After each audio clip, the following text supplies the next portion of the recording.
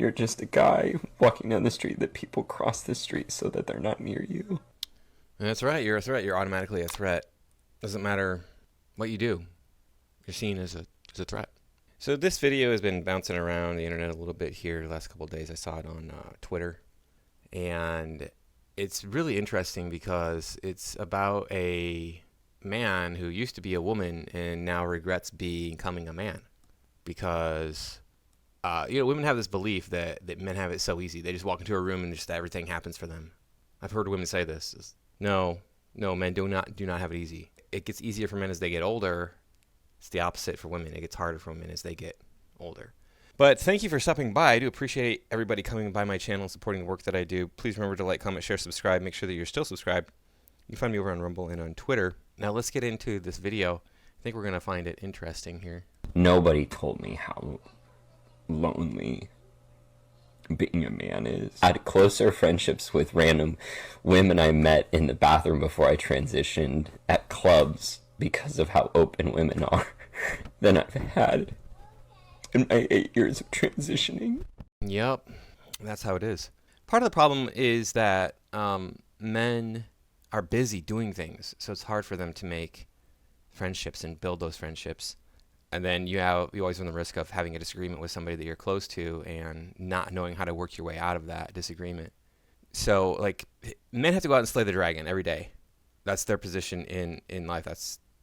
That's not a societal thing. That's not a social thing. That is mostly a biological imperative for men.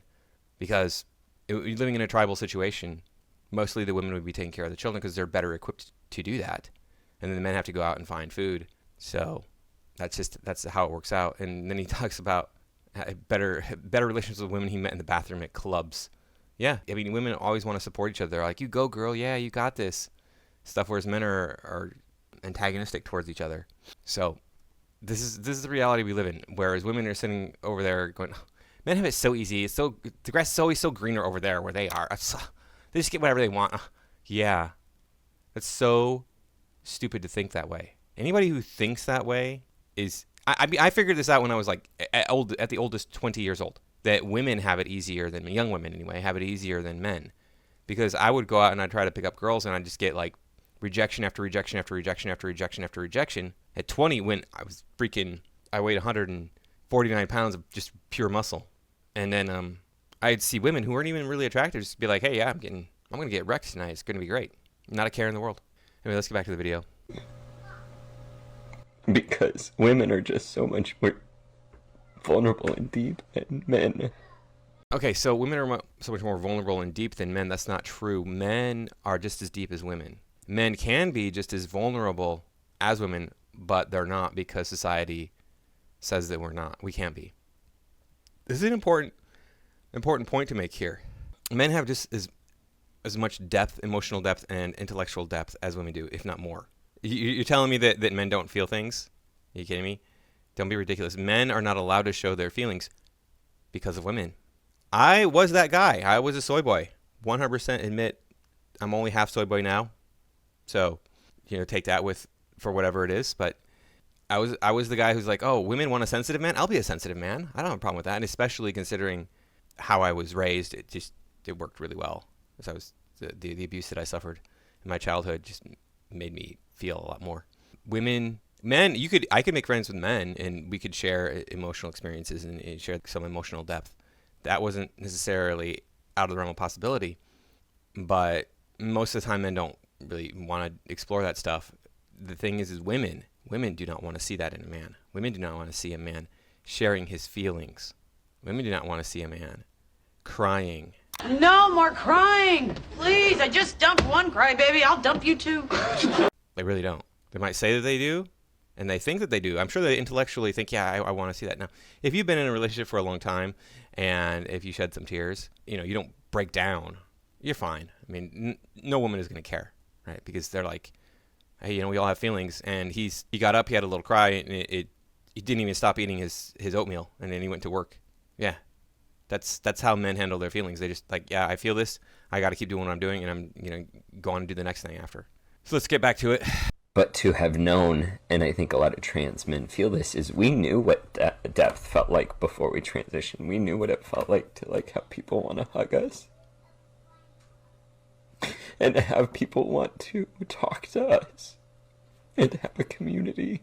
And then you transition and you're just a guy walking down the street that people cross the street so that they're not near you. Yeah, that is something that women get freaked out about men, period. As I said just a moment ago, when I was 20, I weighed 149 pounds. I weigh, as of today, 139 pounds. I'm up a pound. So I'm not 9 pounds this year, whatever. So I'm not that big. But women will, like, be afraid of me. And I'm like, what do you realize that size matters, right? I'm not training every day like Bruce Lee so that I can punch super hard and break a chain on I've broken chains on punching bags before when I was training. But that takes a lot of training. You got to keep training. You got to keep doing it. You got to keep doing it. Or else you can't throw punches like that. You can't throw kicks like that anymore. So size is a big deal. Like if I go up against a woman who weighs more than me, probably not really going to be able to hurt her. Yeah, I can hit hard. I can hit harder than she can, but the average woman in the United States was 164 pounds. So she's got a lot of defense against my skinny ass coming at her. So. And friendships are so much harder to build.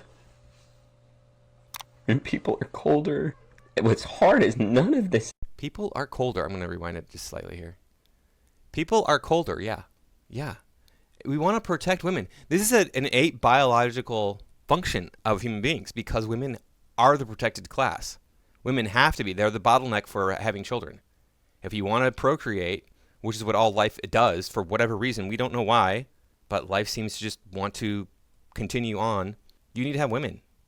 Dude, I could impregnate 300 women in a year. It's not outside the realm of possibility at all. A woman could get pregnant with what? Maybe, if she's really lucky, 8 children in a year? Yeah. We need women. That's why we protect them. That's why we care about them so much. What's hard is none of this invalidates how real and raw women and people who are in marginalized groups feel about cis white men. All of that's valid. No, none of that is valid. And you're proving that here. I don't know how a person can be this tarded. I mean, this is like 100% makes absolutely no sense. It's like saying there's married bachelors. No such thing. What you just said, what you've said up to this point invalidates your feelings towards white straight men. I don't know why white has anything to do with it, but what's straight men? What straight men go through is horrible. It is horrifying. The things that I've experienced, and I'm not even anywhere near the worst of it, just because I'm a straight man, and I'm nowhere near, like I said, nowhere near the worst things that straight men are put through. But I don't want to experience any of those things ever again. I'm sure they'll come up again. So some things will come up again because I'm the evil white man. But I also now understand why the suicide rate is so much higher in men. Because this shit is lonely. You just want the pain to stop. You don't see a resolution to the problems. Best solution is just end it all. Yep. So, I mean, if you're in that position, try to talk to somebody. Try to find somebody to talk to. There's I believe it's 988. I think that might be LA, actually. There's the National Suicide Hotline. So make sure you're reaching out to people. If you're religious, make sure you go to a religious institution. And I'm an emotionally mature man. I know how to build friendships, and it is still really, really hard. You're not an emotionally mature man because emotionally mature men don't break down like this. They might if they're thrown something that is completely out of left field, and they see no solution to it. They might break down like this, but they're not going to broadcast it all over the freaking world. Holy, yeah, I cannot imagine having like this thing happen to me where I'm like, oh man, my life is just wrecked, and I see no solution to it.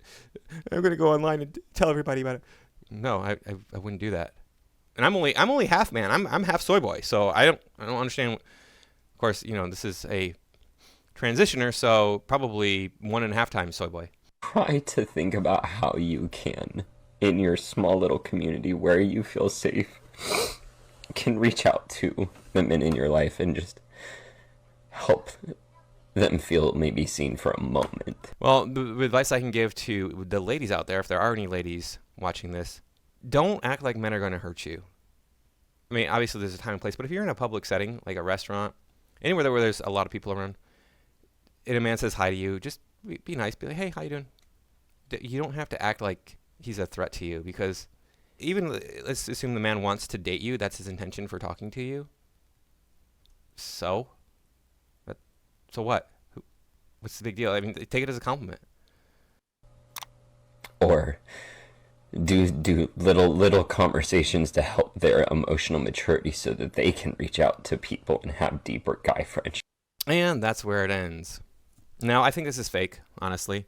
I think this person is trolling. I think he's putting this video out with fake tears so that people like me will respond to it on the internet. So he can be like, haha, look, I can totally manipulate the system and get these people to think that, you know, they have something important to say. And the reason I think it's fake is, one, it doesn't make sense. Like, some of the things that are said here don't make sense. And then also I hear children in the background. I don't know if you could hear that when I was playing the recording, but I hear children in the background. So it sounds like he's doing fine as far as relationships are concerned. I don't know.